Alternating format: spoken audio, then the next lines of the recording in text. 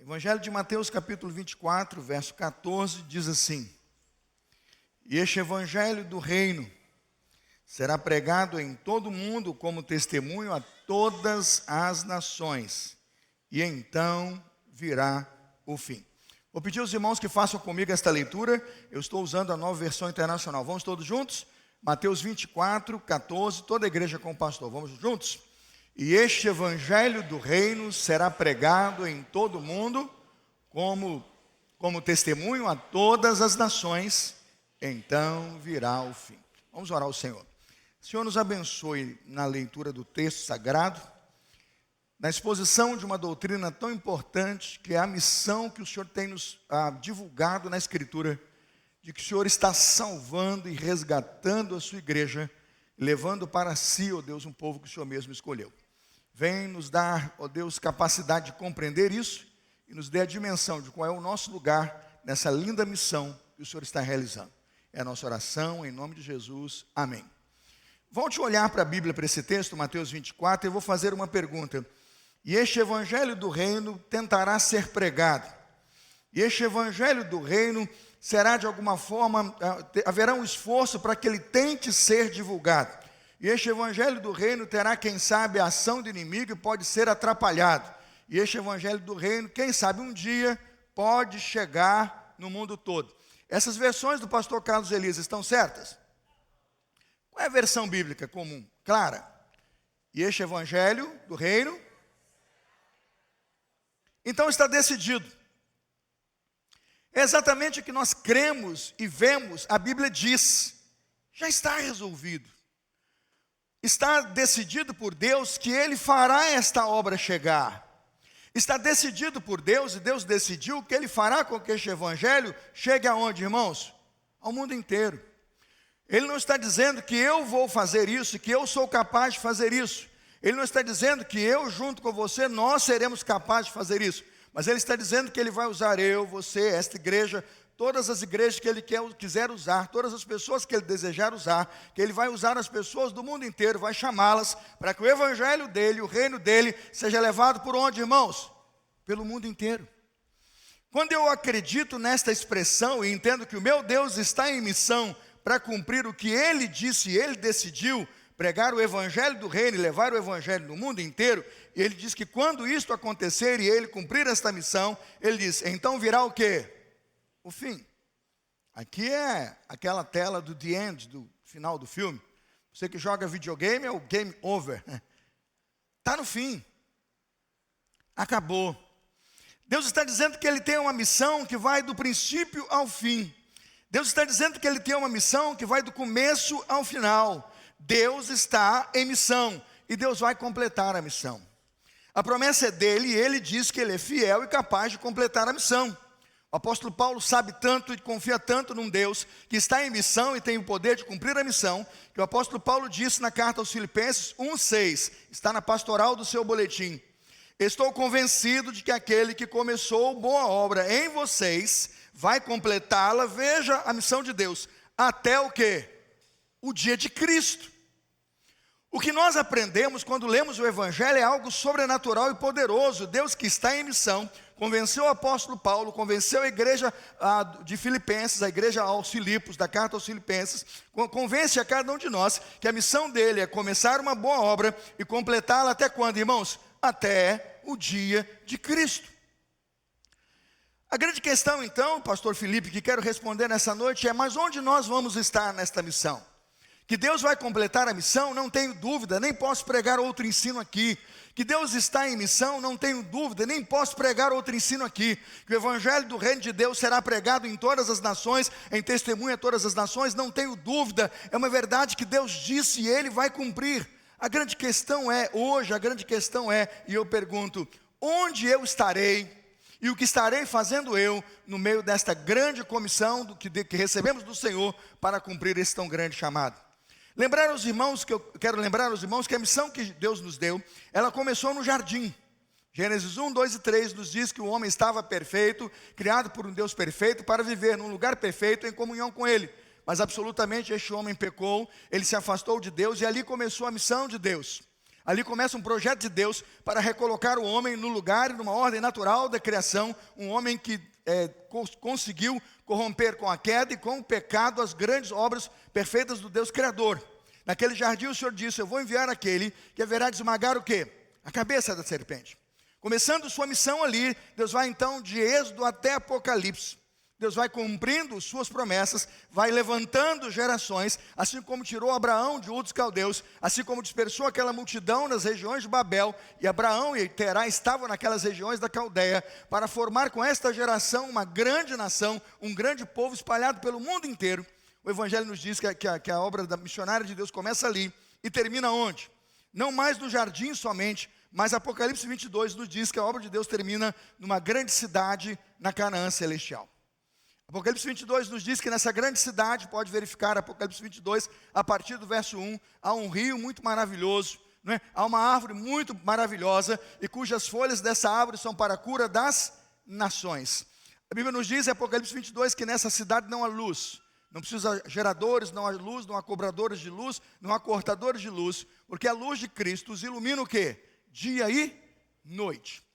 Se eu vejo Gênesis, um jardim, e vejo um homem sendo expulso do jardim, e termino a Bíblia lendo Apocalipse 22, e vejo o homem sendo recolocado numa cidade com um jardim, e vejo Deus dizendo que Cristo está ali, iluminando o seu povo e uma nova geração, eu não tenho dúvida que o Deus que começou a sua missão, vai terminar a sua missão. Ele já nos revelou o fim dessa história, e a pergunta é: onde nós estamos nessa história?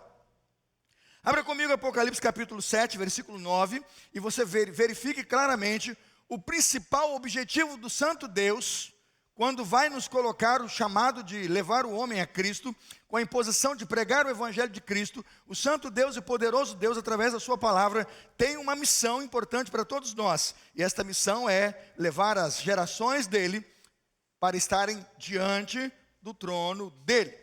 Apocalipse capítulo 7, versículo 9 e 10, diz assim: depois disso olhei, e diante de mim estava uma grande multidão que ninguém podia contar. É uma multidão, irmãos, uma multidão inumerável, ninguém podia contar. Veja o texto: de todas o quê? De todos os povos, tribos, línguas estão o quê? De pé diante do trono do Cordeiro, com vestes brancas, segurando palmas. Você tem dúvida que o Evangelho do Reino de Deus já foi pregado no mundo inteiro aí? Tem dúvida aí? Não, porque se não fosse pregado, o mundo inteiro não estaria aí. Percebe que Deus está em missão?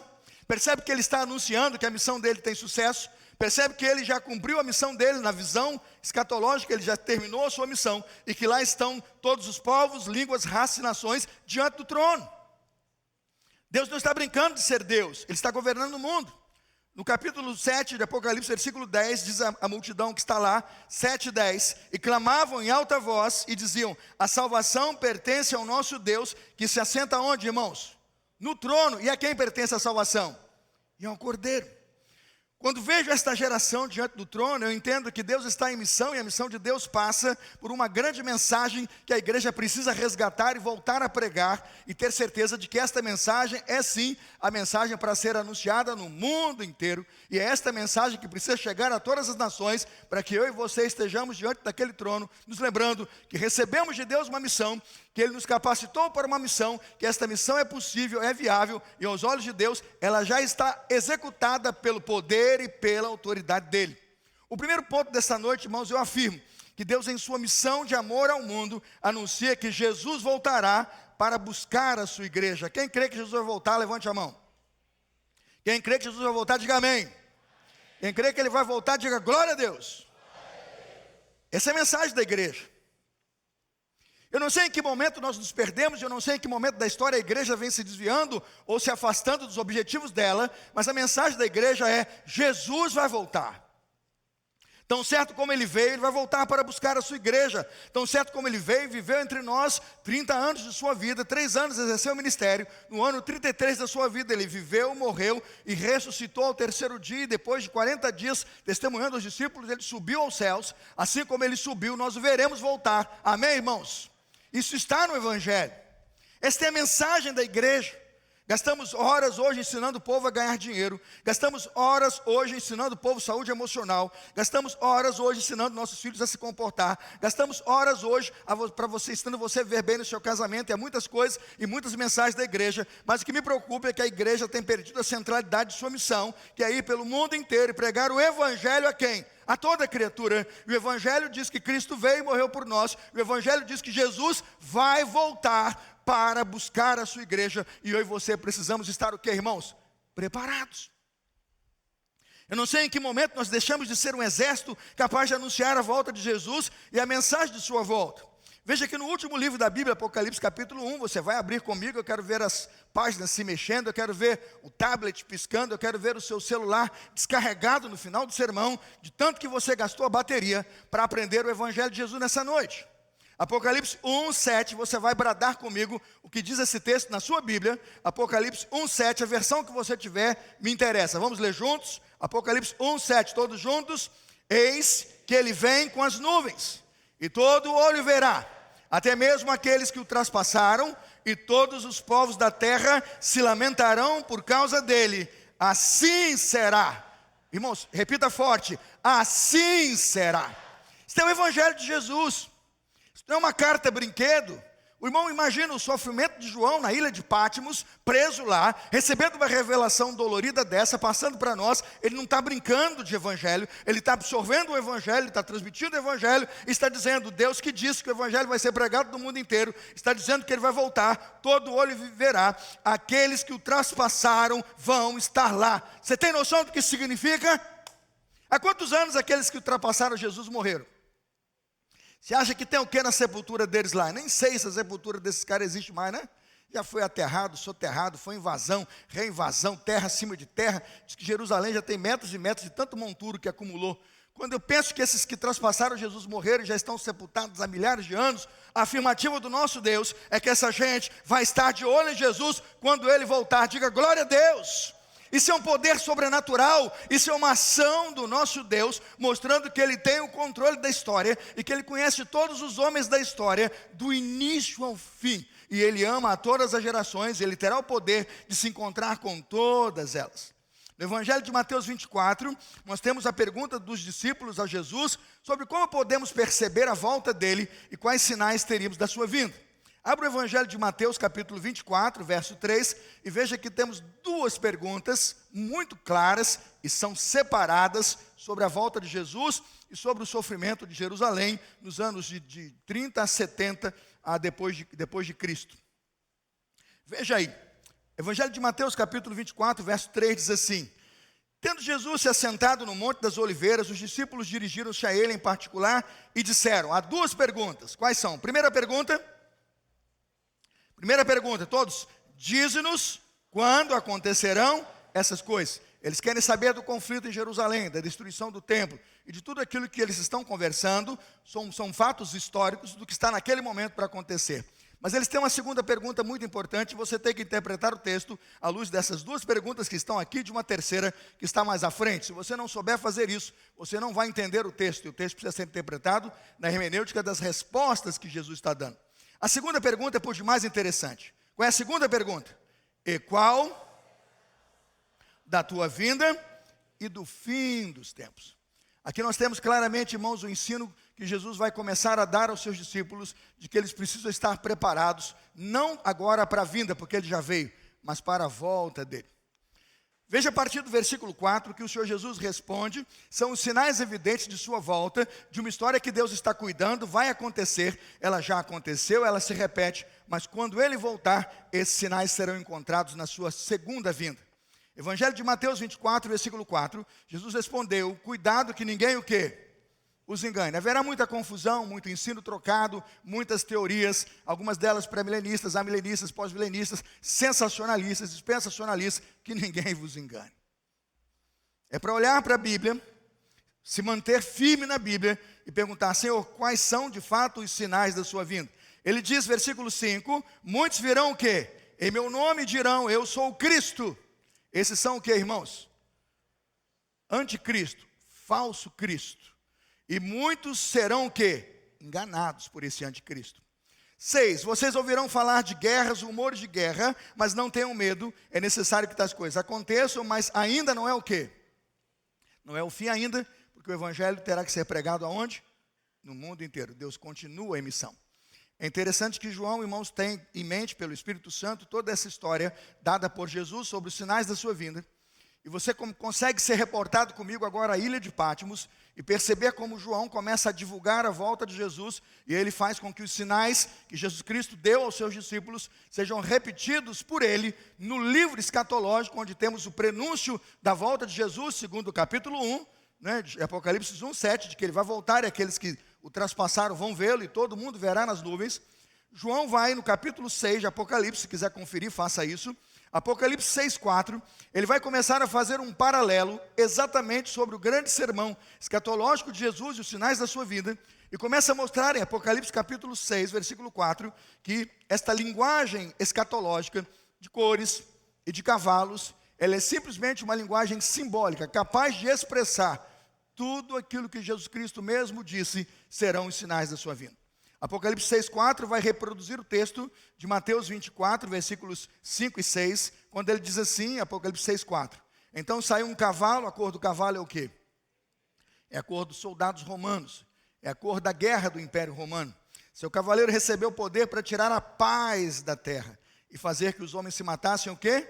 Uns aos outros. E lhe foi dado uma grande espada. Esse cavalo é de paz ou é de guerra, irmãos? Esse cavalo é de guerra. Quando o imperador fazia seu desfile de poder e de conquista dentro do império, o primeiro bloco do desfile dos imperadores era branco, e o cavalo branco era do imperador, né? Bonito o cavalo, todo de branco, com a sua túnica de imperador, e o primeiro bloco era branco. O imperador saiu para vencer. O primeiro cavalo aqui é branco. Mas a segunda tropa de cavaleiros, os cavalos eram geralmente de cor, e pretos, vermelhos, marrons, cavalos escuros, e a roupa dos soldados era o quê? Vermelha. Porque o soldado, quando saía do império, não era para paz. Era para quê? Era para guerra. E depois você se lembra que havia um bloco de cavalos pretos. É a justiça. Por isso que o juiz hoje usa aquela toga preta e até hoje a justiça se veste de preto. Depois você tinha o pessoal da ciência, os médicos. Eles viam nos desfiles amarelo. Lá na ciência estava o quê? A pandemia, não é? As doenças, as mortes, as enfermidades, as fomes. Ali estava claramente o símbolo. O que eu estou entendendo em Apocalipse 6, e estou entendendo no Evangelho de Jesus em Mateus 24, que os sinais serão o tempo todo apresentados como sinais difíceis de serem vistos, de serem absorvidos por esta geração ou qualquer geração que passar por uma guerra, um conflito como esse. Volte comigo a Mateus 24:7, veja sinal claro da volta de Jesus. Mateus 24:7. Nação não é um império invadindo uma nação. Não é um grupo de um império vindo invadir Jerusalém. Irmãos, o texto é muito claro e a diferença de análise e de exegese é na resposta à pergunta, o sinal que está do fim dos tempos. Versículo 7, Mateus 24. Nação se levantará contra o quê? É nação contra nação, reino contra reino. Haverá mais o quê? Fomes, terremotos em vários lugares. Pode verificar Apocalipse 6:8 e você verá. Apocalipse 6:8, o cavalo amarelo. Fome, praga, pandemia, animais selvagens morrendo e se espalhando por toda a terra, muita morte por doença em toda a terra. Ele continua, Mateus 24:8 e diz, tudo isso será somente o início das dores. Então eles o entregarão para serem perseguidos e condenados à morte, e vocês serão odiados por quem? Por todas as nações, por minha causa. Quando vejo Apocalipse 6:5, compreendo claramente a questão da condenação injusta. Apocalipse 6:5 diz que um cavalo preto e o seu cavaleiro têm a capacidade de condenar injustamente. Ele tem nas mãos uma balança, mas a sua balança não é o quê? Justa. Ela é injusta. Apocalipse 6:5. O que eu estou dizendo, irmãos, é que o Senhor Jesus prega um sermão aos seus discípulos, e que a mesma voz que está falando sobre Jesus, através do seu Santo Espírito, está naquela ilha de Patmos sobre João, dizendo numa outra linguagem, uma linguagem muito mais simbólica, que tudo aquilo que Jesus Cristo disse, estará claro e evidentemente nos sinais da sua vinda. O paralelo aqui não é um paralelo forçado, nem perigoso, nem tampouco pouco hermenêutico ou duvidoso. O paralelo é bíblico. Mateus 24, 10 vai dizer: naquele tempo muitos ficarão escandalizados, trairão e odiarão uns aos outros. Numerosos serão os falsos profetas que surgirão e enganarão a muitos. Versículo 12, Mateus 24. Devido ao aumento da maldade, o amor de muitos, o quê?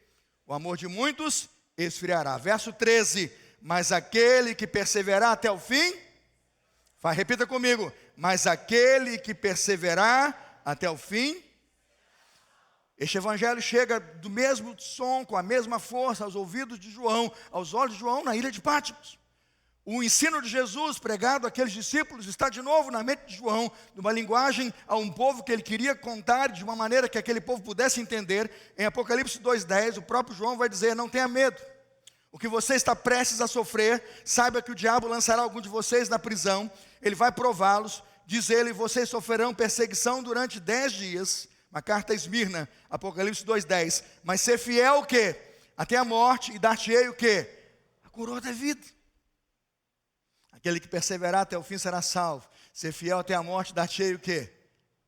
Quando eu olho para isto tudo, eu percebo que o evangelho do nosso Deus está o tempo todo em consonância com o evangelho pregado e com o fim que está prenunciado. O evangelho por Cristo pregado e anunciado tem total concordância com o final da história, onde este evangelho terá alcançado o mundo inteiro, porque esta proclamação tem um objetivo e um ponto definitivo na sua anunciação: colocar o homem em condições de estar dentro desta missão de Deus, preparado para o encontro com Ele. Por isso então, versículo 14, ele diz: o evangelho do reino pregado em todo o mundo, será dado testemunho a todas as nações, então virá o quê? O fim. Nossa missão como igreja hoje deve ser tão somente crer e anunciar a volta de Jesus. Nossa missão como missionários desta igreja a todos os povos, raças, tribos, línguas e nações é dizer: breve Jesus voltará. Quando nós nos perdemos dessa missão, perdemos a missão maior e mais poderosa que Ele nos deixou, quando subiu depois de sua morte e ressurreição, assunto aos céus. Na sua despedida dos discípulos, Atos 1:10, 40 dias depois de testemunhar a sua ressurreição a todos os que estavam vivos e que com Ele se reencontraram, Atos 1:10 diz assim: eles estavam ali com os olhos fixos no céu, enquanto Ele subia. De repente surgiram diante dele 2 homens vestidos de branco. Atos 1:11. Eles disseram assim: Galileus, por que vocês estão olhando para o céu? A pergunta é: por quê? Jesus está subindo. Este mesmo Jesus, que dentre vocês foi levado ao céu, voltará da mesma forma como viram o quê? Como viram subir. A primeira mensagem que prego aos irmãos nessa noite, como despertamento à igreja que me ouve e escuta, é: Jesus vai voltar. Quantos ainda creem nesta mensagem? Digam sim. Não deixe de pregar isso. Não deixe de viver isso. Sabe por que nós paramos de pregar a volta de Jesus e deixamos de anunciar o evangelho da volta de Jesus aos nossos filhos e às próximas gerações? Porque nós já achamos, irmãos, que há muitas verdades do mundo e que as verdades que estão pelo mundo salvam e podem salvar. Não, elas não salvam e não podem salvar. Porque nenhum outro é salvação, porque também debaixo do céu nenhum outro nome há dado entre os homens pelo qual devamos ser salvos. E se nós não pregarmos, irmãos, até as pedras o quê? Clamarão. Foi pregado aqui quarta-feira: como ouvirão se não há quem pregue? Como pregarão se não forem o quê? Enviados. A mensagem da igreja, a mais importante mensagem da igreja, é pregar a volta de Jesus, é crer na volta de Jesus e preparar as gerações para o encontro. Deus vai cumprir essa missão. Ele disse que vai pregar esse evangelho do mundo, no reino todo, o evangelho do reino no mundo todo. E vai fazer isso comigo ou sem você. Mas Ele quer contar com você, Ele tem chamado você a pregar esta mensagem. Segundo ponto de reflexão nessa noite é: Deus, em sua missão de amor aos homens, vai arrebatar a sua igreja. Foi de assustar a pesquisa que fizeram essa semana nas rádios. Eu estive até num debate, acho que há 2 semanas, e eu me assustei. Irmãos da nossa igreja, cristãos da nossa igreja, marcaram, porque escreveram lá nas linhas de comentário: não, eu não acredito no arrebatamento. Eu digo: eu não acredito que eu sou um pastor tão ruim assim. Como é que é a minha ovelha? Eu vi os nomes, não sei se hoje estão aqui. E eu digo isso com facilidade porque você escreveu lá, eu tenho que lhe ajudar. E eu também estou precisando de ajuda, porque eu devo estar ensinando alguma coisa errada para você. Quando alguém diz que não acredita no arrebatamento, é fato, e não é difícil alguém pensar nisso. Porque as teorias sobre o arrebatamento da igreja são as teorias mais estranhas possíveis. E há hoje uma espécie de conspiração teológica para vender livro, né? Deixados para trás. Irmãos, quando eu li Deixados para Trás, a primeira coisa que eu fiz foi deixar o ministério auxiliar daqui, assumir o ministério do Mato Grosso do Sul, porque o livro Deixados para Trás diz que no arrebatamento, os pastores titulares e os auxiliares ficavam. Eu, vazei. Você é louco? Pode ler no livro, está lá. Os titulares foram, os auxiliares ficaram. Eu digo, estou fora. Pastor Laurinho, estou entregando minha carta, estou saindo, vou como missionário para o Mato Grosso do Sul, porque eu quero subir. Brincadeiras à parte, isso foi aqui um momento de descontração, mas está no livro. Não foi a motivação de eu sair. Eu vejo que muita gente não acredita no arrebatamento, devido a todo esse terrorismo e essa conspiração teológica, para fazer disso um cinema, para fazer disso um Hollywood, mas não conseguimos entender o que arrebatamento é e o que ele significa, e perdemos o poder e a preciosidade desta mensagem. Cremos na ressurreição, mas não no arrebatamento, como se uma coisa fosse viável sem a outra. Eu queria que você acompanhasse o texto da Bíblia Sagrada e pensasse que Deus vai arrebatar a sua igreja e passasse a crer nisso com todo o seu coração. João 14:1, vamos lá pessoal, vamos comigo, Bíblia na mão. O estudo hoje é de pelo menos 50 minutos, não é um sermão, é um estudo. Mas eu queria alertá-lo sobre a sua missão e qual é o seu lugar nessa grande missão de caminhar com Deus que está em missão para resgatar a sua igreja. João 14, de 1 a 3, está comigo sim ou não? Acompanhe. Não se perturbe o coração de vocês. Há muito medo, há muita insegurança sobre o futuro e sobre a eternidade. Mas não se turbe o coração de vocês. Creiam em Deus, creiam também em quem? Agora vamos lá, versículo 2, todos juntos. Na casa de meu pai há muitos aposentos. Se não fosse assim, eu lhes teria dito, vou preparar-vos lugar. É isso que Jesus foi fazer, preparar o lugar para a sua igreja. Agora veja o verso 3. Aqui reside um grande arcabouço de ensino. Verso 3. E se eu for, e lhes preparar lugar, voltarei. Amém, irmãos? Jesus vai voltar. Agora, esta é a expressão. Eu os levarei para mim, para que vocês estejam onde eu estiver. O arrebatamento é a solução simples para resolver o problema que está nessa frase do versículo 3. Eu voltarei, isto é a volta de Jesus. O arrebatamento é, eu os levarei para mim. Pastor, o senhor está brincando? Aí está o arrebatamento? Está. E é aqui que nós precisamos começar a entender que só existem maneiras de chegar a Deus. A porta comum, nós passamos pela morte, depois da morte passamos pela ressurreição, e com os corpos ressurretos e transformados, chegamos a Deus. Quem crê nesse ensino, diga amém. Este é o ensino. Nós morremos, a Bíblia diz que passamos pelo processo de ressurreição, deitamos o corpo ali, o corpo corruptível, né? E recebemos depois da ressurreição um corpo o quê? Incorruptível. O problema é, e quem está vivo? Como é que quem está vivo sobe? Como é que quem está vivendo aqui vai chegar na presença de Deus? Como é que eu e você vamos subir? Você acha que Deus vai me abraçar assim, de terno azul, calça, né, bege, sapato preto? Não. Você acha que Deus vai me colocar daqui para a presença dEle, para nos ares estar com Ele, para abrir ali o juízo, o grande julgamento, o grande tribunal, do jeito que eu sou? Não. A grande questão é, Ele criou um processo, Ele criou uma estrutura para que tantos mortos pela ressurreição cheguem incorruptíveis. Também criou um processo chamado arrebatamento, para que aqueles que são vivos cheguem à sua presença. Amém, irmãos? Não há como, então, não conceber a crença da ressurreição e, ao mesmo tempo, duvidar do arrebatamento. O arrebatamento é o momento em que nós, os que estamos vivos, somos qualificados e perfeitamente preparados para estar com o Senhor. Deus não vai matar você na última hora ali, matar você, jogar no sepultamento. Deus fica velando você. Vai meu filho, decompõe, decompõe, decompõe. Vai que estou com pressa. E você da decomposição. Não tem nada disso. A solução é, os que morreram vão para a ressurreição. Mas os que estão vivos vão aonde, irmãos? Pelo arrebatamento. Você pode discutir, bater boca para lá. Tem um arrebatamento, tem dois. Tem um arrebatamento no início do pré-milênio, tem um arrebatamento antes da tribulação, tem um outro no final. Eu não vou gastar tempo hoje aqui discutindo as correntes, mas eu vou dizer uma coisa: o arrebatamento é real e nós dependemos dele, nós os vivos, para estarmos com o Senhor. Então cuidado quando postar na sua rede social ou informar alguém por causa de uma crença, às vezes, num pré-milenismo há muito dispensacionalista, você se assustar e dizer, porque eles têm duas teorias, eu não concordo com nenhuma das duas, você então diz, não, eu não vou crer nisso, não, você precisa crer nisso, foi Jesus que disse que vai acontecer. Você diz, pastor, mas pera lá, só porque ele disse vai me levar? Não, ele respondeu a pergunta, como eu vou te levar? Vamos a 1 Coríntios 15, vamos lá pessoal, 1 Coríntios 15, 51, Ele vai colocar 2 grupos e vai preparar a sua igreja, mostrando como ele está conduzindo a sua igreja para encontrar com vivos e com mortos, para encontrar com aqueles que vão pela ressurreição e com aqueles que vão ser transformados pelo arrebatamento dos vivos. 1 Coríntios capítulo 15, versos 51 a 54. Estão comigo? Veja o texto. Eis que eu lhes digo um mistério. Nem todos dormiremos. Ele fala de quem? Dos que morreram. Separa os grupos, irmãos. Faça uma leitura correta do texto bíblico. Nem todos dormiremos. Amém? Agora veja. Mas todos seremos o quê? Ele colocou os vivos aí no pacote. Percebe?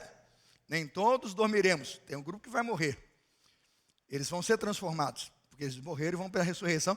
E ele já defendeu isso no capítulo 15. Mas ele vai dizer, todos seremos transformados. O arrebatamento é a única forma de transformação dos vivos, irmãos. Não tem outra porta.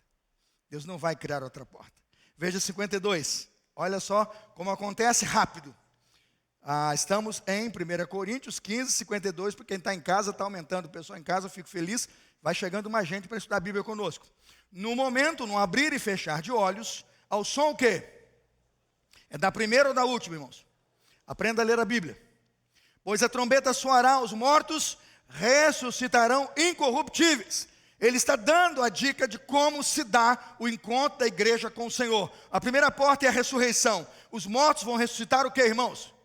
Incorruptíveis. Já há uma porta de solução para os mortos, da corruptibilidade para a incorruptibilidade, da corrupção para a imortalidade. Isso se dá pelo poder da ressurreição. Mas e os vivos, pastor? Veja, e nós, ele traz para si a responsabilidade, e nós seremos o quê? Transformados. É necessário que aquilo que é corruptível se revista de incorruptibilidade, aquilo que é mortal se revista de imortalidade. Ele fala tanto dos mortos quanto dos vivos, passarão pelo mesmo processo, do que é corruptível para a incorruptibilidade, aquilo que é mortal para o quê? Imortalidade. Os mortos pela ressurreição, os vivos pelo arrebatamento. Pastor, alto lá, é muito forte isso. Aonde diz que eu vou ser arrebatado então e vou estar com ele então, com a presença dele nos ares, nesse ato de incorruptibilidade? Paulo explicou para uma igreja que tinha medo do futuro, que estava querendo vender todos os bens, achando que a volta de Jesus era iminente. A carta a Tessalônica diz isso. Vá comigo, eu vou terminar esse ponto aqui. Vamos a Tessalonicenses capítulo 4, por favor. Primeira carta de Paulo aos Tessalonicenses 4, você começa comigo no verso 16. Você verá que ensino brilhante. O apóstolo Paulo dá a uma igreja que está confusa sobre o arrebatamento. Ela tem as mesmas dúvidas que eu e você temos. Ela respondeu talvez lá no seu Instagram, lá naquela época também, que não tinha porque ele não sabia o que era. Mas quando Paulo ensinou, ficou claro. Quando Paulo escreveu a carta, ficou lúcido. E todo mundo começou a compreender o que significava os vivos se encontrarem com o Senhor. 1 Tessalonicenses 4,16, acompanhe. Pois dada a ordem, com a voz do arcanjo, o ressoar da trombeta de Deus, o próprio Senhor descerá do céu.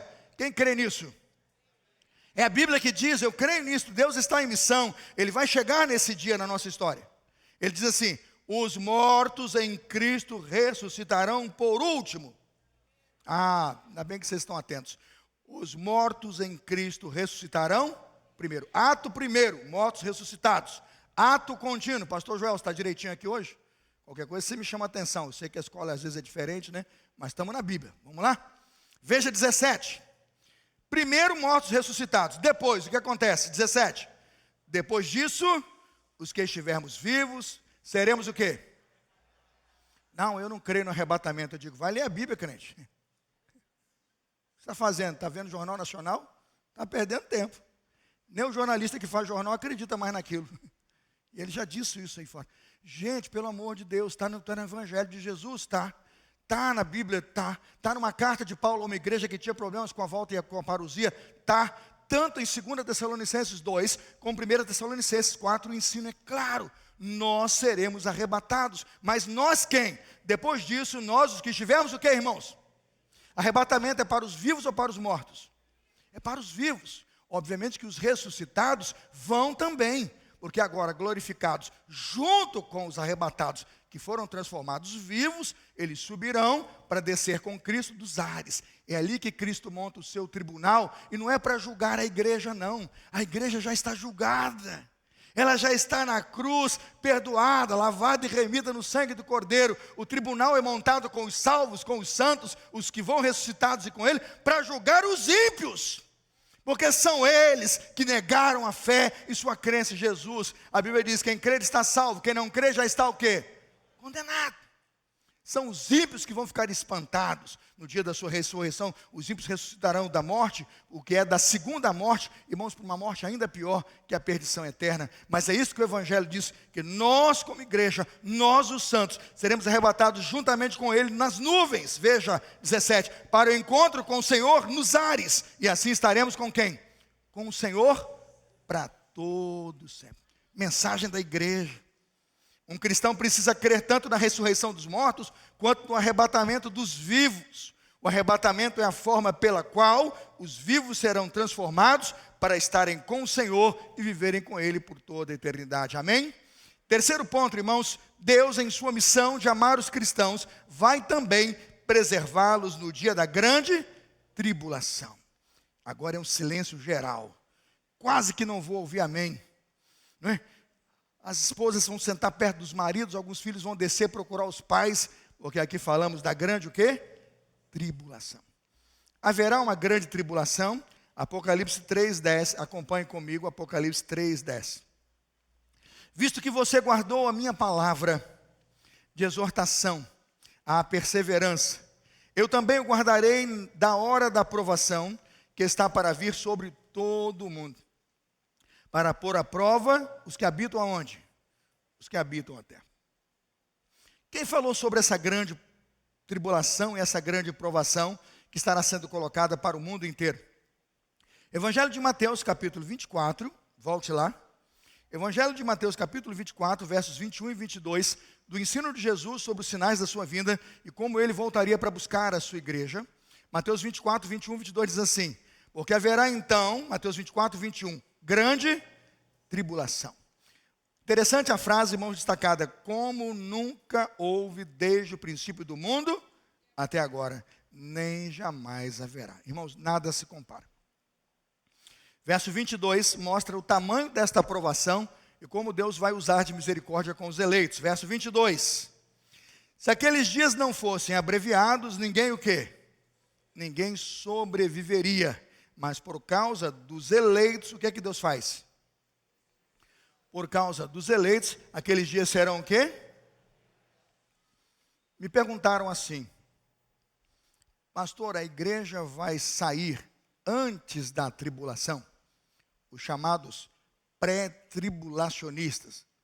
Eu disse: olha, meu irmão, eu lendo o Senhor Jesus no seu ensino, no Evangelho de Mateus, capítulo 24, verso 22, encontra uma geração no meio da provação, e a maneira pela qual Deus reduz esse impacto, esta ira e esta imposição de dor e juízo ao mundo, é porque os eleitos estão o quê?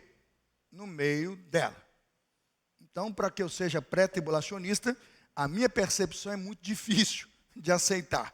Agora, daí você dizer que eu sou meso-tribulacionista, porque a tribulação foi abreviada e o povo cristão subiu no meio, aí você está forçando o texto.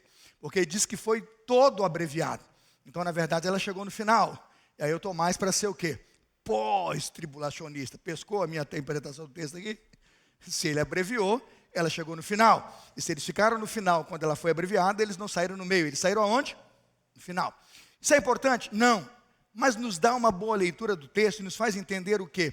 Onde está a igreja na grande tribulação? Muitos querem pregar o evangelho, dizer para todo mundo assim: fique tranquilo, fique em paz, a igreja não vai passar pela grande tribulação, nós somos pré-tribulacionistas, você vai subir no primeiro arrebatamento e tudo certo. O evangelho diz: o que perseverar até o fim, será salvo. O evangelho diz: ser fiel até o quê? Mesmo que precise morrer. A pergunta é: quando é que eu fui tirado? Eu, quando uso a interpretação do texto escatológico, eu procuro ver o Deus em missão o tempo todo. Eu pergunto quando Deus foi fazer juízo no Egito, em José, Maria. Quando Deus foi fazer juízo no Egito, foram quantas plagas? Quantas pragas? Vocês são inteligentes, vocês sabem tudo aí. 10 pragas.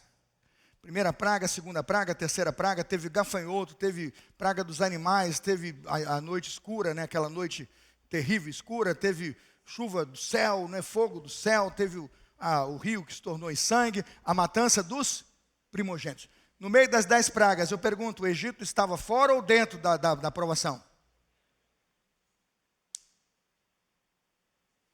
Não, ele não tirou o povo dele no Egito. Não, mas ele vai tirar no juízo final. Tudo bem, mas não há provas e evidências de que Deus precisa retirar o seu povo da provação.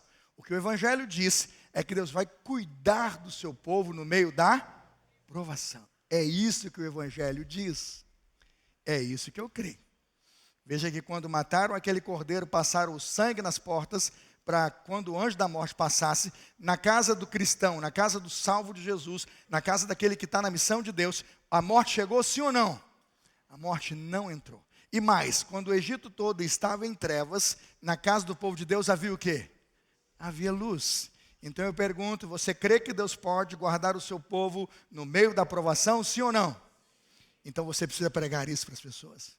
Porque você não precisa ficar preocupado se vai sair, se vai subir, se vai descer, se vai na primeira ou vai na segunda. Você diz assim, aconteça o que acontecer, o meu Deus prometeu, Ele vai me guardar no dia da provação. Amém, irmãos?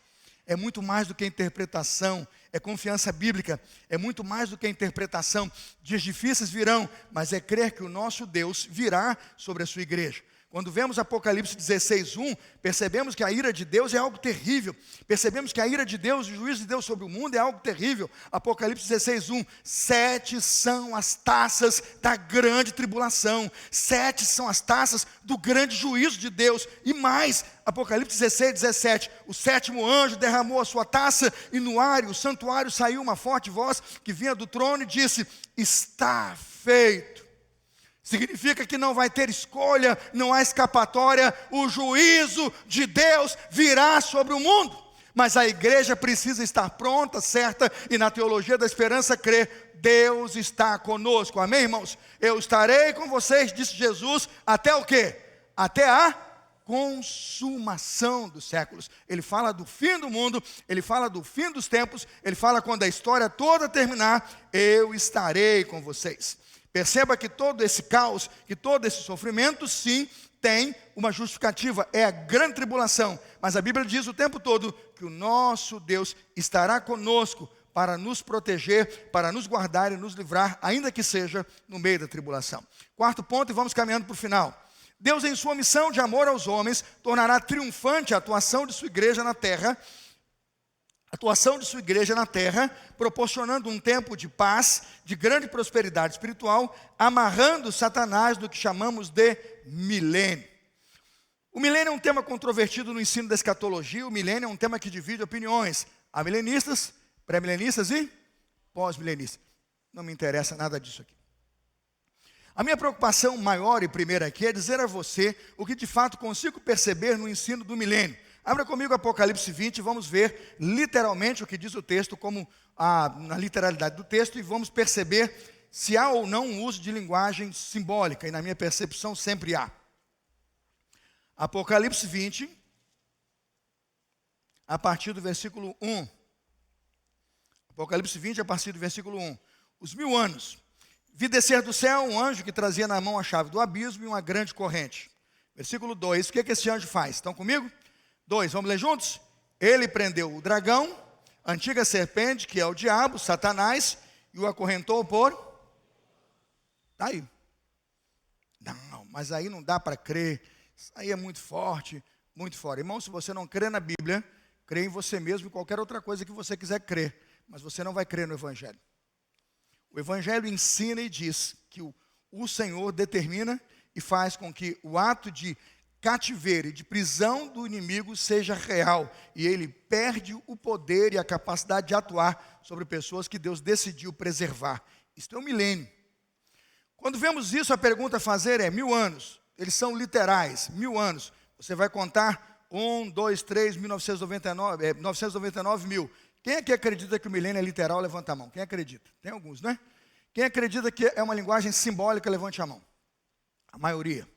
Vamos dar uma olhada quando o apóstolo Pedro vai ensinar a igreja sobre a volta de Jesus, e o apóstolo Pedro procura tentar nos ensinar como fazer a leitura da linguagem da escatologia, tanto dos símbolos, 7 selos, 7 trombetas, 7 taças, todos os símbolos que estão em números e que estão colocados para a nossa interpretação. O apóstolo Pedro vai usar a linguagem de 1000 anos e vai fazer uma boa tradução. Vamos dar uma olhada em 2 Pedro, segunda epístola de Pedro 3:7. Você precisa ir nesse texto, a gente está concluindo. Segunda epístola de Pedro 3:7. 2 Pedro 3, eu vou ler do 7 ao 10. Acompanhe comigo como Pedro ensinou a igreja, aos cristãos da dispersão, sobre a percepção do governo de Deus, da volta de Jesus e do milênio. Pela mesma palavra, os céus e a terra que agora existem estão reservados para o quê? Para o fogo. Deus vai destruir esse mundo e vai fazer outro mundo, novos céus e o quê? Nova terra. Guardados para o dia do juízo, para a destruição dos ímpios. O julgamento dos ímpios é real e será real. Versículo 8, acompanhe, versículo 8. Não se esqueçam disto, amados. Vamos lá juntos. Para o Senhor, um dia é como 1000 anos. Texto escatológico, resposta escatológica, o texto é para explicar a volta de Jesus. 9, o Senhor não demora em cumprir a sua promessa. Se alguns julgam que ele está demorando, é pelo quê? Pelo contrário, ele é paciente com vocês, não querendo que ninguém pereça, mas que todos cheguem ao quê? Ao arrependimento. Ele fala dessa parousia longa, porque Deus deseja salvar os homens. Veja o verso 10. O dia do Senhor, porém, virá como o quê? Como ladrão. Os céus desaparecerão como um grande estrondo, os elementos serão desfeitos pelo calor e a terra, e tudo o que nele há será o quê? Desnudado. Eu pergunto que para o apóstolo Pedro, linguagens como dias e números, como tempos e datas, são simbólicas ou literais? Para o apóstolo Pedro, 1000 anos como um dia como o quê? 1000 anos. Para Pedro é simbólico ou literal? Pedro não tem dificuldade de explicar isso para a igreja. É importante que a gente diga isso.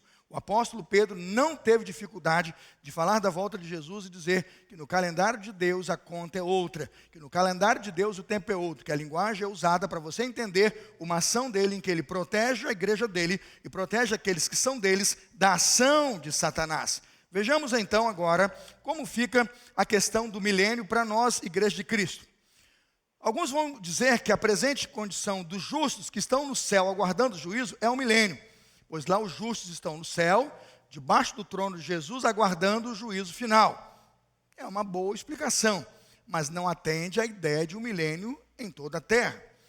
Alguns vão dizer e vão explicar que a soberania de Cristo sobre o coração de cada crente é um milênio. O milênio começa na vida de um crente, esse governo milenar de Deus começa na vida de um crente, quando o crente tem as obras de Cristo em seu coração e o diabo na vida do crente é repreendido. Tem algum sentido.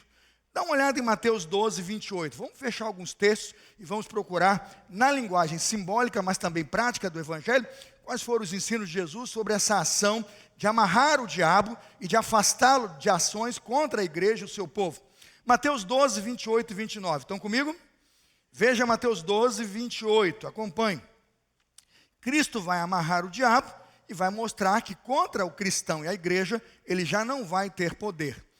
Mas se é pelo Espírito de Deus que eu expulso demônios, é pelo Espírito de Deus que eu expulso demônios, o que ele disse? Então chegou a vocês o quê? O reino de Deus. Agora ele vai dizer uma coisa importante. Como é que o reino vai se estabelecer e vai chegar a você? Tem uma ação espiritual. 29. Ou como alguém pode entrar na casa do homem forte e levar dali os seus bens, sem o quê? Sem amarrá-lo. Só então poderá roubar a casa dele. O que ele está dizendo? Para que você seja transportado do reino das trevas para o reino da luz, ele tem que amarrar o diabo, amarrar as ações do diabo, repreender o diabo e tirar você do diabo, transportando você para o reino da sua maravilhosa luz. O crente às vezes usa sem nenhuma propriedade a expressão está amarrado. Usa mesmo, muitas vezes com balbúrdia de falácia, mas que o diabo está amarrado, ele está amarrado. Porque se ele não tivesse amarrado, a gente não estaria aqui. O Senhor repreendeu a ação do diabo na minha vida e o sangue de Jesus me santificou a ponto do maligno perder as ações espirituais e o poder de levar este corpo e a minha vida para o inferno. Ele está repreendido na vida do pastor Carlos Elias. Amém, irmãos?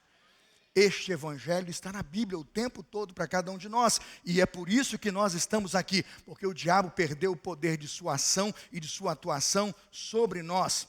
Dá uma olhada, por favor, em Lucas 10, 17, ensino de Jesus aos discípulos. Lucas 10, 17.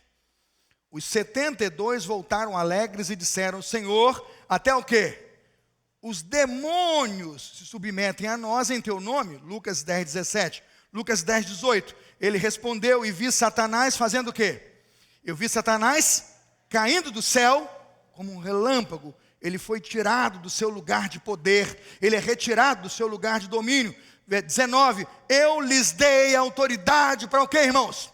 Pisarem cobras e escorpiões. E sobre todo o poder do inimigo, nada, repita, nada lhes fará dano. Repita, nada lhes fará dano.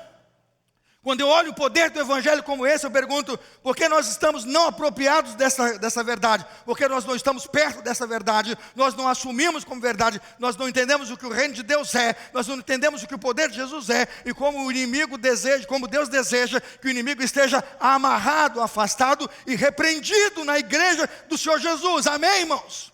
É este o tempo de glória, e quando este evangelho encontrar um lugar e eco na igreja, aí será uma igreja que triunfa contra as ações do inferno. Aqui está o ensino.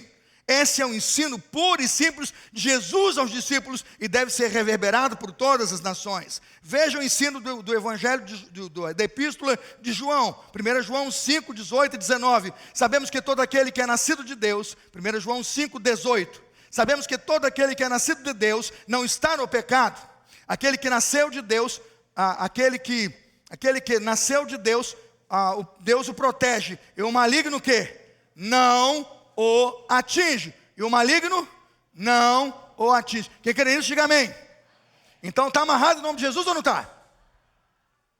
É isso, irmãos. Parece linguagem de assembleano, parece linguagem pentecostal, e você às vezes fica com preconceitos, mas essa linguagem é bíblica. E está amarrado em nome de Jesus. E quando nós aceitamos um evangelho tão precioso quanto esse, eu estou dizendo, ele vai tentar derrubar o nosso pastor, ele vai fazer um esforço, ele vai criar uma arapuca, mas quando o evangelho fluir, a igreja orar e crer que Deus estabeleceu um tempo de governo e deu autoridade à sua igreja para pisar esse inimigo, há sim um governo de Deus sobre a sua igreja. O reino de Deus se estabelece, o evangelho será pregado no mundo inteiro, com poder e autoridade. Pisarão serpentes, escorpiões, tomarão veneno, mas o evangelho vai chegar, porque Deus está em missão, e esta missão não começa hoje, ela começou há milhares e milhares e milhares de anos atrás. Amém, irmãos? Eu creio no milênio. Eu creio no milênio. Eu creio no governo do Senhor sobre a sua igreja. Eu creio na volta de Jesus. E é isso que vos prego hoje com tanta paixão do Senhor nessa noite. Eu lhes afirmo hoje que nós precisamos crer que esta hora está chegando e que aqueles que crerem neste evangelho, a Bíblia diz que como mortos passarão da morte para a vida e viverão. Evangelho de nosso Senhor Jesus Cristo. João capítulo 5, versículo 25. Quando temos um milênio real e um milênio do Senhor Jesus na vida de sua igreja e do seu povo, temos uma igreja triunfante. Apocalipse 20, versículo 6, diz como é esta igreja: serão sacerdotes de Deus e de Cristo, e reinarão com ele o quê? Durante 1000 anos. Quero terminar essa mensagem, irmãos, colocando o ponto 5. Deus, por amor à sua igreja, providenciará a ressurreição dos salvos para a vida eterna. Não vou tratar da ressurreição dos ímpios aqui, eu não tenho tempo. Mas Deus, por amor à sua igreja, providenciará a ressurreição dos salvos para o quê? Para a vida eterna. Vamos a Apocalipse 20, versículo 6. E vamos ao penúltimo ponto. Apocalipse 20, versículo 6. Felizes e santos os que participam da primeira ressurreição. A segunda morte não tem o quê? Não tem poder sobre eles. Vamos traduzir. Se a segunda morte não tem poder sobre eles, o que significa a primeira ressurreição? Correntes pré-milenistas vão colocar que a primeira ressurreição é da igreja dos salvos e que a segunda ressurreição é dos ímpios. Eu quero trabalhar a linguagem usada aqui e entender o que significa a primeira ressurreição e segunda morte. Irmãos, Efésios 2:1 diz que nós estávamos mortos em nossos delitos e... Nós estávamos mortos em nossos delitos e pecados, mas Cristo nos vivificou. Se eu estava morto no delito e pecado, eu era morto. Mas quando encontrei Jesus, eu revivi. Eu defendo que esta é a nossa primeira ressurreição. E é por isso que alguém que está em Cristo, ainda que esteja morto, o quê? viverá. Passa pela primeira ressurreição, passa pela segunda ressurreição dos salvos e vai entrar na vida eterna. Amém? Agora, interessante os ímpios. Eles não passam pela primeira ressurreição. E a Bíblia o tempo todo diz isso.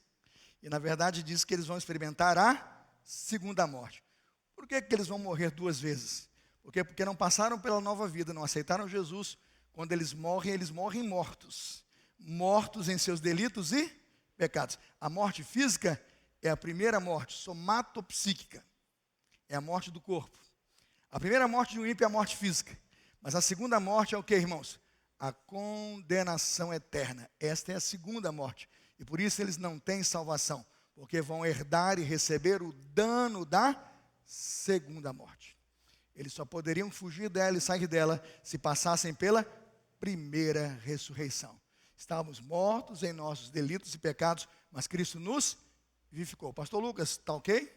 É isso mesmo, né? Eu olho para o Evangelho e digo, que beleza de Evangelho.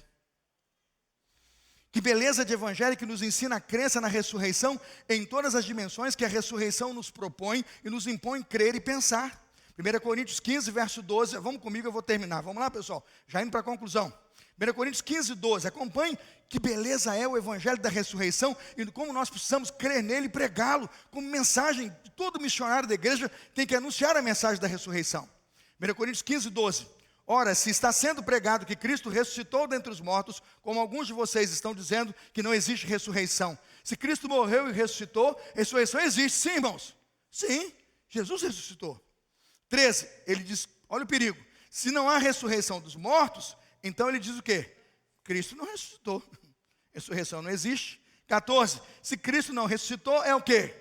É inútil a nossa pregação, como também é inútil o quê? A fé que vocês têm. 15, mas que isso seremos considerados falsas testemunhas. Muito mais do que toda essa gravidade, a gente vai ser chamado de fake news da fé. Pois contra ele testemunhamos que ressuscitou a Cristo dentre os mortos. Mas se de fato os mortos não ressuscitam, ele também não ressuscitou a Cristo. Pois se os mortos não ressuscitam, nem mesmo Cristo ressuscitou. E se Cristo não ressuscitou, irmãos, inútil é o quê? É a fé que vocês têm e ainda estão em seus pecados, porque não houve perdão para os pecados e vocês estão perdidos. Dormiram em Cristo, perdidos e sem o perdão dos seus pecados. 19. Se é somente para esta vida que temos esperança em Cristo, dentre todos os homens somos os mais dignos o quê? De compaixão. Mas de fato Cristo ressuscitou dentre os mortos, sendo ele o quê? A primícia dos que dormiram.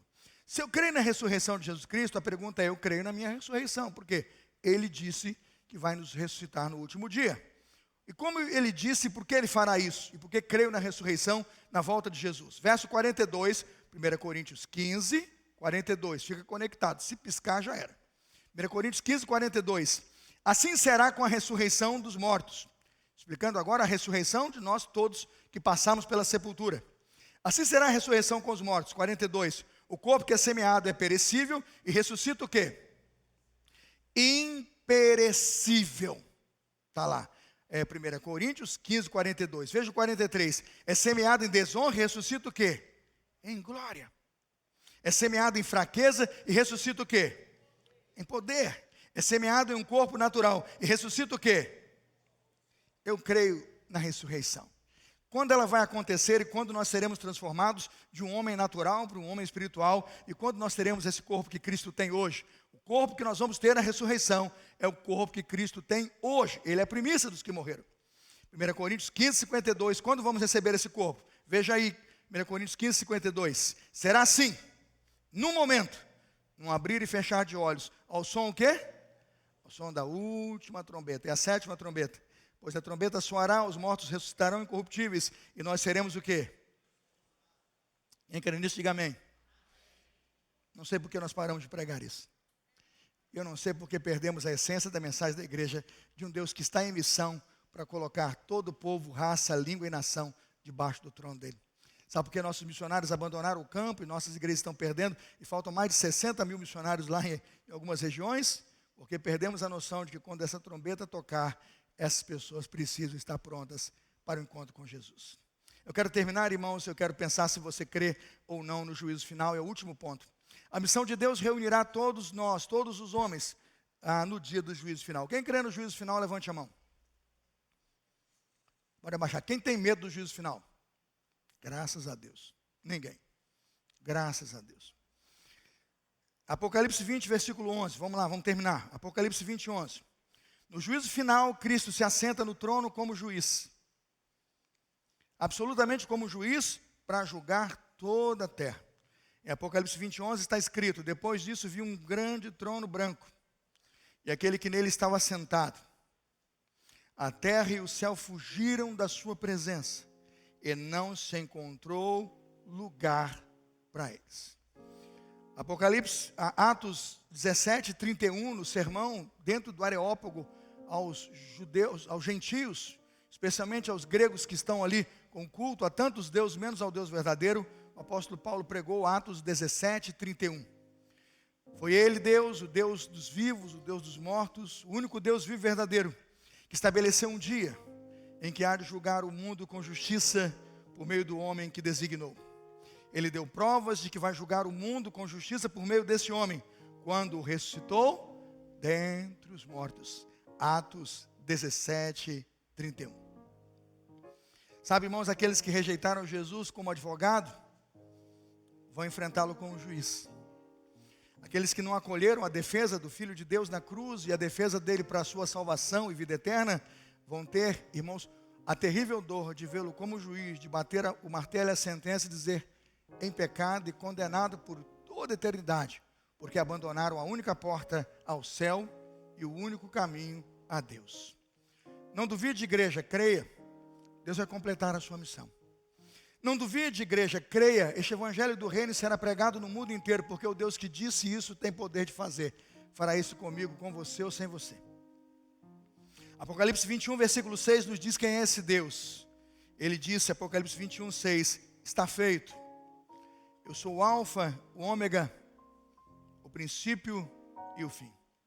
O que Jesus está dizendo no dia do juízo é que ele estava no início, mas que ele estará no final.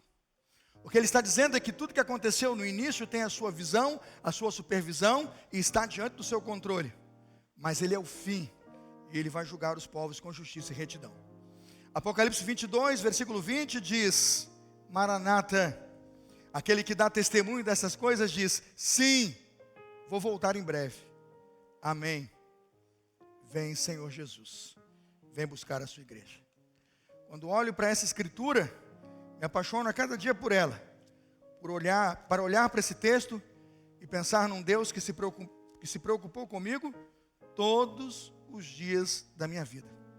E planejou neste livro sagrado a minha história do início ao fim para dizer: fique firme, eu estou cumprindo uma grande missão e você faz parte dela. Fique de pé comigo em nome de Jesus. Eu quero terminar esse sermão vendo com você Apocalipse 22 e orando com você por esse grande dia que veremos o Senhor. Apocalipse 22, 1. Então o anjo me mostrou um rio de água da vida, claro como cristal. Ele fluía do trono de Deus e do Cordeiro, no meio da rua principal da cidade. De cada lado do rio estava a árvore da vida. Veja que ela voltou. E o jardim está reaberto, porque a árvore que não tínhamos mais acesso ao jardim, ela está colocada aqui. Esta é a árvore da vida que estava lá no jardim do Éden. De cada lado do rio estava a árvore da vida, que frutifica 12 vezes por ano, uma por mês. As folhas da árvore servem para o quê? Para a cura das nações. Apocalipse 22, 3. Lá não haverá mais maldição nenhuma. O trono de Deus e do Cordeiro estará na cidade. Os seus servos o servirão.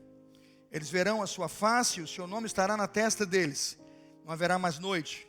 Eles não precisam de luz da candeia, nem de luz do sol, pois o Senhor Deus os iluminará e eles reinarão o quê? Eles reinarão para todo sempre. O anjo disse: essas palavras são dignas de confiança, são o quê? Verdadeiras. O Senhor, o Deus dos espíritos dos profetas, enviou seu anjo para mostrar aos seus servos as coisas que em breve hão de acontecer. 7. Eis que venho em breve. E aquele que guarda as palavras da profecia deste livro. Feliz é aquele que guarda as profecias. Versículo 12, Apocalipse 22. Eis que vem em breve. A minha recompensa está comigo e eu retribuirei a cada um de acordo com o que fez. Eu sou o Alfa, o Ômega, o primeiro e o último, o princípio e o fim. Felizes os que lavam suas vestes, pois assim têm o direito à árvore da vida. Podem entrar na cidade pela porta da frente. Fora dela ficarão cães, feiticeiros, os que cometem imoralidades sexuais, os assassinos, os idólatras e todos os que amam e praticam a mentira. E Jesus enviou seu anjo para dar a vocês esse testemunho concernente às igrejas e disse: eu sou, vamos ler juntos? Eu sou a raiz de Davi, a resplandecente. Sim, eu venho buscar a minha igreja.